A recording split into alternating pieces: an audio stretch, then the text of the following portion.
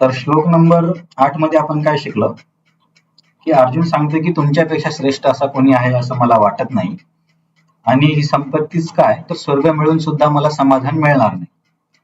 आणि त्यावरून कृपा तात्पर्य सांगतात की खऱ्या समस्या सोडवण्यासाठी या भौतिक ज्ञानाचा उपयोग नाही होणार, त्यासाठी आपल्याला गुरु स्वीकारावा लागेल.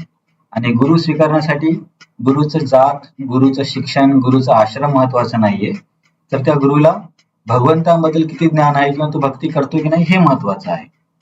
आणि जीवनातल्या वास्तविक समस्या काय आहे याच्याबद्दल ती प्रभुपादांनी तात्पर्यामध्ये बोलले आहेत. आता श्लोक नंबर 9 मध्ये संजय बोलतोय. तर संजय काय बोलतोय, कारण संजय हा सगळा संवाद धृतराष्ट्राला हस्तिनापूरमध्ये सांगतोय. धृतराष्ट्र, तुम्ही कधी जर आधीचे सिरियल बघितले असेल तर धृतराष्ट्र आंधळा होता आणि संजय त्याचा सेक्रेटरी होता. तर हे सगळा जो घडणारा प्रसंग आहे, कृष्ण हा अर्जुनाला बोलतोय, हा संजय त्याला सांगतो. म्हणून इथे संजय उवाच आला. संजय काय म्हणतो, एव मुक्ता ऋषिकेशम गुडाकेश परंतप न योत्सैती गोविंदा उक्त्वा तुष्णीम बभूवः. तर काय होतं की अशा पद्धतीने तम एव मुक्त ऋषिकेशम गुडाकेश परंतप. आपण ऋषिकेश आणि गुडाकेश शब्दाचे अर्थ आधी पण बघितलेले. तर गुडाकेश म्हणजे अर्जुन, गुडा म्हणजे झोप, ज्याने झोपेवरती विजय मिळवला. तर अर्जुन ऋषिकेश भगवंतांना बोलतो अशा पद्धतीने की कृष्णा मला काही समजत नाहीये, आणि असं बोलून काय होतं, उक्त्वा तुष्णीम बभूवः, आणि तो स्तब्ध झाला. किंवा आचार्य सांगतात की अर्जुन रडायला लागला की कृष्णा मी काय करू, मला समजत नाही, माझेच लोक माझ्यासोबत भांडण करतायत, युद्ध करू की न करू मला हे कळत नाहीये. अर्जुनाने बाण बाजूला ठेवला आणि रडायला सुरुवात केली. तर मागच्या श्लोकामध्ये जेव्हा अर्जुन युद्ध करणार नाही असं कळालं तेव्हा धृतराष्ट्राला खूप आनंद झाला की चला बरं झालं की अर्जुन म्हणतोय की मी भीक मागून खाईल, तर आता राज्य माझ्या मुलांना मिळणार असं धृतराष्ट्राला वाटत होतं. परंतु संजय खूप हुशार व्यक्ती होता, त्याला धृतराष्ट्राचं मन खूप चांगलं समजायचं. तर इथे परंतप हा शब्द वापरून संजय धृतराष्ट्राला सांगतो की तुझी अपेक्षा खोटी आहे. परंतप म्हणजे शत्रूंना त्रस्त करणारा, की अर्जुन जरी आता काही वेळासाठी असा गोंधळलेल्या परिस्थितीत आहे तरी सुद्धा अर्जुनाने आता भगवंतांची शरणागती घेतली आहे, त्याच्यामुळे अर्जुन परत आपल्या स्थितीमध्ये येईल आणि तो युद्ध करेल आणि तुझ्या मुलांचा नक्कीच वध होईल किंवा पराभव होईल. तर हे संजय धृतराष्ट्राला सांगण्याचा प्रयत्न करतो. तर संजय पण खूप हुशार. हाच मुद्दा प्रभुपादांनी तात्पर्यामध्ये पहिल्या 1-2 वळीमध्ये सांगितलाय. ऋषिकेश आणि गोविंद या शब्दावरून असं सांगायचं की ऋषिकेश म्हणजे इंद्रियांचा स्वामी, भगवंत इंद्रियांचे स्वामी आहेत. तर ते आता अर्जुनाच्या बुद्धीचा स्वामित्व स्वीकारतील आणि त्याला योग्य मार्गदर्शन करतील.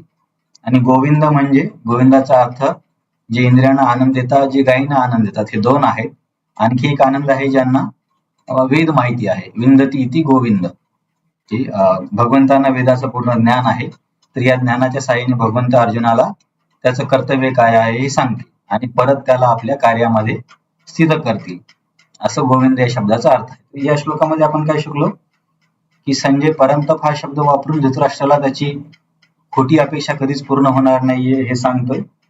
नंतर ऋषिकेश आणि गोविंद या 2 शब्दावरून भगवंत परत अर्जुनाला आपल्या कर्तव्यामध्ये स्थिर करतील असं सांगण्यात आले. तर आता इथे भगवंत बोलायला सुरुवात करणार आहे. श्लोक नंबर 11 मध्ये भगवंत बोलतील, पण बोलण्याच्या आधी त्यांनी काय केलं हा श्लोक नंबर 10 सांगतो. तम उवाच ऋषिकेश प्रहसन्निव भारत सेनयोरुभयोर्मध्ये विषिदन्तीमिदं वच. तर अशा पद्धतीने अर्जुन जेव्हा रडायला लागला, एवढा मोठा क्षत्रिय सैनिक रडायला लागला, बाण बाजूला खाली ठेवून बसला आणि बोलला की आता मी युद्ध करणार नाही, मला मार्गदर्शन कर. तेव्हा असं बोलल्यावरती कृष्णाने बोलायला सुरुवात केली. तर बोलण्याच्या आधी भगवंतांनी काय केलं की केवळ एक स्मितहास्य केलं. तर स्मितहास्य का केलं याच्यावरती आचार्य टिप्पणी देतात की तसं बघायला गेलं तर कृष्णाला खूप मोठ्याने हसू आलं होतं, परंतु भगवंतांनी बघितलं की हा आता कठीण परिस्थितीमध्ये, याच्यावर जर मी मोठ्याने हसलो तर हा हे होईल, काय म्हणता येईल त्याला आपल्याला, की अधिकच गोंधळून जाईल किंवा याला, जसं आपण मागच्या वेळेस पण चर्चा केली होती, आपल्याला जर समजा कोणी मार्गदर्शन मागण्यासाठी आलं आणि आपण त्या व्यक्तीवरती हसलो तर ते बरोबर वाटत नाही, तर त्या व्यक्तीला आपल्यावरती विश्वास राहणार नाही किंवा तो अधिकच संकुचित होईल, संकोच मानेल. म्हणून भगवंत आपलं हास्य सांभाळतात आणि केवळ स्मित हास्य देतात. की अरे माझा मित्र आहेस तू आणि आज माझा शिष्य होतोयस. तर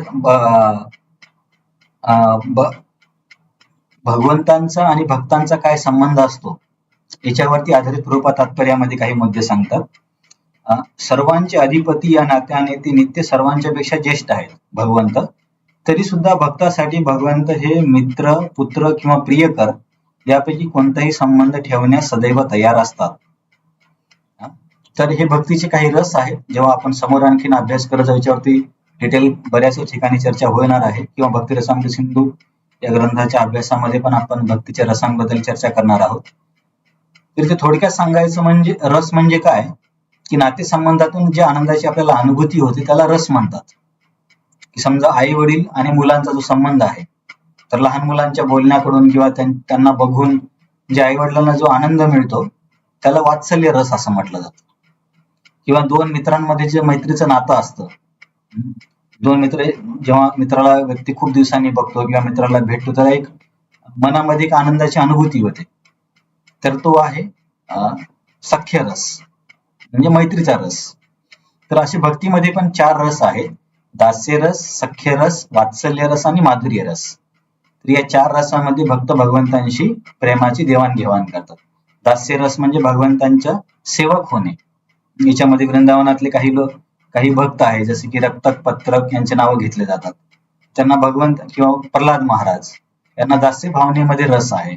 त्यानंतर साख्य रस, जे भगवंतांचे मित्र आहेत, सखा, त्यांचा भगवंतांचा मैत्रीचा रस आहे.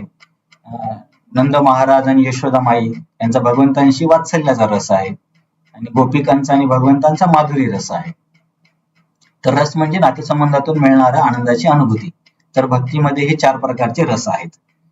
तर हे भगवंत आणि अर्जुनाच्या या मित्राच्या संबंधावरून प्रभुपाद इथे बोलत आहेत. तर परंतु जेव्हा आता अर्जुन भगवंतांचा गुरु म्हणून स्वीकार करेल, तेव्हा भगवंत आपला मैत्रीचा संबंध बाजूला ठेवतील काही वेळासाठी आणि गुरु सारखं वागायला सुरुवात करतील. गुरु काही शिष्यासोबत मजाक वगैरे करत बसत नाही, गुरु गंभीरतेने बोलतो. जर गुरु जर टाइमपास करत असेल तर मग शिष्य कसा काय गंभीर असणार. त्याच्यामुळे काय होतं, जेव्हा त्यांचा गुरु म्हणून स्वीकार करण्यात आला तेव्हा ते गुरु बनले आणि शिष्याबरोबर त्यांनी गुरुप्रमाणेच गंभीर संभाषण केले. असे दिसते की गुरु आणि शिष्यामधील संवाद, आणि हा एक दुसरा मुद्दा आहे पान नंबर 65 वरती श्लोक नंबर 10 च्या तात्पर्यातून शेवटच्या ओळीतून आपल्याला समजायला येतं. गुरु आणि शिष्यामधील संवाद सर्वांच्या लाभासाठी दोन्ही सैन्यांच्या मध्ये प्रकटपणे चालला होता. म्हणून भगवद्गीतेतील संवाद हा फक्त विशिष्ट व्यक्ती, समाज, जातीसाठी नसून तो सर्वांसाठी आहे आणि त्यांचे श्रवण करण्याचा मित्र अथवा शत्रू दोघांनाही समान अधिकार आहे. तर याच्यावरती बरेचसे लोक काय म्हणतात की गीता या लोकांसाठी आहे, क्षत्रियांसाठीच आहे किंवा ब्राह्मणांसाठीच आहे, किंवा गीता आमच्या धर्मासाठी नाहीये, आम्ही गीतेला मानत नाही. अशा प्रकारची चर्चा करणारे बरेच लोक आहेत समाजामध्ये, ते मी पण कधी ऐकली असते. तर प्रभुपाद इथे आचार्यांनी पण हीच टिप्पणी दिली आहे. इथे असं नाही केलं भगवंतांनी की अर्जुन चल तुला बाजूला कुठेतरी साईडला घेऊन जातो आणि तुला मी गीता सांगतो, किंवा युद्धाच्या बाजूला गुपचूपपणे अर्जुनाला भगवंतांनी गीता नाही सांगितली, सर्वांच्या मधोमध गीता सांगितली. जर एखादी गोष्ट केवळ एकाच व्यक्तीसाठी असेल तर त्याला सर्वांच्या मदत आपण सांगणार नाही ना. समजा एखाद्या आपल्याला घरामध्ये काहीतरी सिक्रेट आहे, दुसऱ्याला कळू नाही द्यायचं, तर आपण त्या व्यक्तीला बाजूला बोलवणारे नंतर सांगणार, मोठ्या आवाजामध्ये लाऊडस्पीकर मध्ये तर नाही सांगत. जेव्हा आपण एखादी गोष्ट लाऊडस्पीकर मध्ये बोलतो याचा अर्थ होतो ती गोष्ट सगळ्यांसाठी आहे. जसे भगवंतांनी गीता दोन्ही सैन्यांच्या मधोमध बोलली, याचा अर्थ गीता सर्वांसाठी आहे. त्याच्यामुळे जे लोक म्हणतात की गीता विशिष्ट समाजासाठी, जातीसाठी आहे, हे चुकीचं आहे. इथे आपल्याला भगवंतांच्या आणि अर्जुनाच्या वागण्यावरून हे समजायला मिळतं. तर या श्लोक नंबर 10 मध्ये आपण काय बघितलं की अर्जुनाची अशी परिस्थिती बघून भगवंतांना हसू येतं, परंतु ती आपलं हसू आवरतात. आणि भगवंत आणि अर्जुनाचा जो मैत्रीचा संबंध होता, या संबंधावरून प्रभुपाद सांगतात की भक्तीमध्ये काय रस आहेत. भगवंत आणि भक्तांचा 4 संबंधामध्ये रस असतो, त्याला संबंध असतो, त्याला रस असं म्हटलं जातं. आणि जर गीता दोन्ही सैन्यांच्या मधोमध मोठ्या आवाजात बोलली गेली असेल, याचा अर्थ गीता ही सर्वांसाठी आहे, केवळ एका विशिष्ट जाती किंवा जमातीसाठी नाही, तर सगळ्यांसाठी आहे. आता श्लोक नंबर 11 मध्ये भगवंत बोलायला सुरुवात करतात.